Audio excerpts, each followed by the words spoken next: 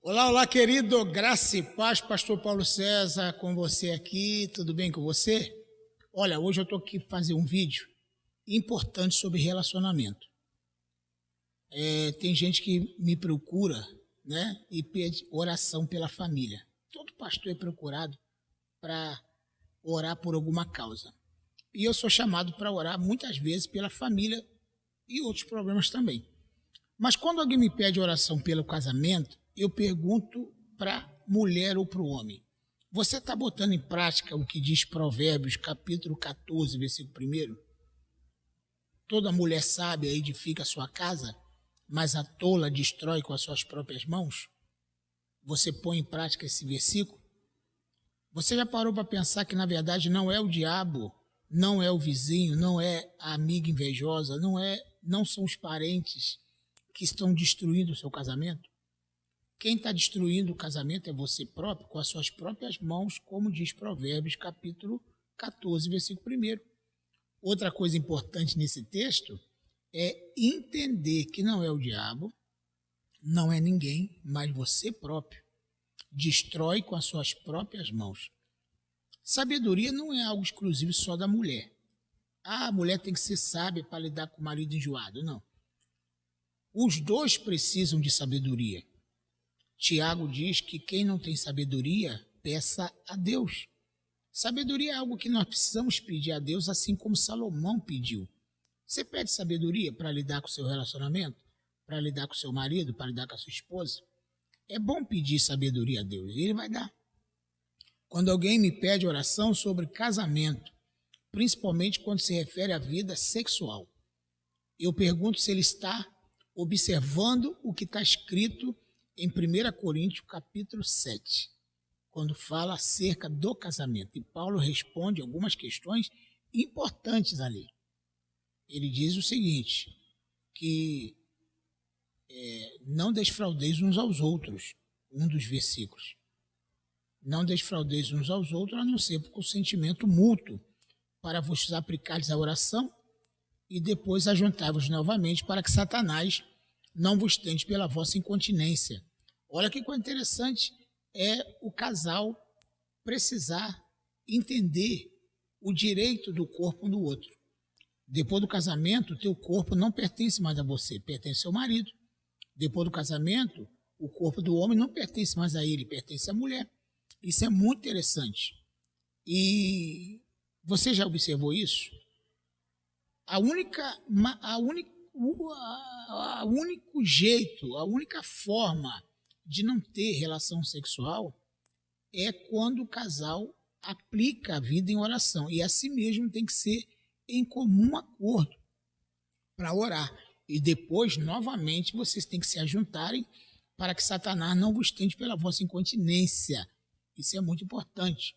Quando alguém me pede oração acerca do casamento, e uma mulher me pede: pastor, ora pelo meu casamento, pela minha vida conjugal, eu pergunto: você está observando o que está escrito em Efésios 5, versículo 22? Toda mulher esteja submissa a seus próprios maridos como ao Senhor. Não é no Senhor, é como ao Senhor. Isso é muito interessante. No mesmo capítulo 5 de Efésios, agora no versículo 25, a Bíblia diz: maridos, amai as vossas mulheres assim como Cristo amou a igreja e morreu por ela. Você teria coragem de morrer pela sua esposa? A Bíblia fala dessa importância. O papel da mulher é ser submissa ao marido.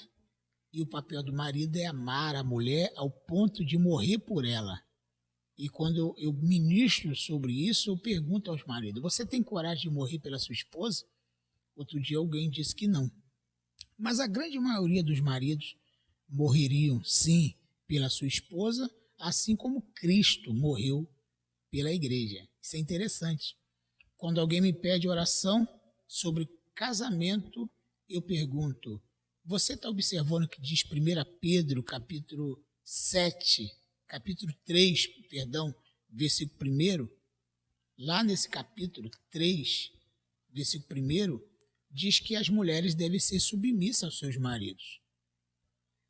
E no decorrer do versículo, a Bíblia fala que a mulher, se caso o marido dela não obedece à palavra, que ele seja ganho sem palavras, sem precisar usar uma palavra. É só pelo procedimento da mulher o marido vai se converter. Isso é interessante. Também no capítulo 3, agora no versículo 7 de 1 Pedro, Deus chama a atenção dos homens. Né? Maridos, coabitai com elas com entendimento, dando honra à mulher como o vaso mais frágil, para que não seja impedida as vossas orações. Você sabia que a nossa oração pode ser interrompida, impedida de Deus ouvir e até mesmo de atender, só pelo fato de nós tratarmos mal a nossa esposa? Isso é muito sério. Precisamos tratar bem a nossa esposa. Tem muitos casais se separando, casais com 20, 30, 25, 30, 40, 45 anos de casado, por incrível que pareça. O nível de separação aumentou muito nos últimos dias. E principalmente entre casais que estão casados há muito tempo. Nós estamos montando aqui na igreja, ou recomeçando o nosso ministério de família, nosso ministério de casais.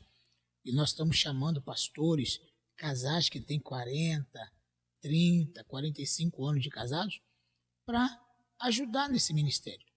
E se você precisar de ajuda, nos procure. Você que é casado de novo, você que é casado de muito tempo e quer melhorar o teu casamento, queremos te ajudar. É claro que ninguém é perfeito. Não existe casamento perfeito. Não existe vida conjugal perfeita. Nós é que precisamos nos aperfeiçoar a cada dia. E aí eu quero convidar você para fazer parte desse ministério. Se você quiser, entre em contato conosco aqui no Ministério Encontro com Cristo. Teremos muito, mas muito para te passar. Deus abençoe sua vida, graça e paz.